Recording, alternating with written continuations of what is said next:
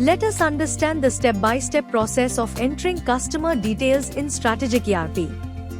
To enter customer details, the customer enquiry status should be set as booked under the leads management module. Navigate to the customer details form under the sales management module.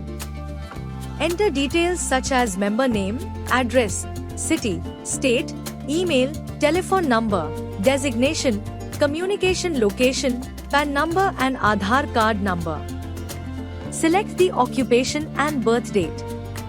Under the Customer Family Details tab, enter details such as name, relationship with member, date of birth, anniversary date, contact number, email ID and occupation. Save the data so it will be stored in draft stage.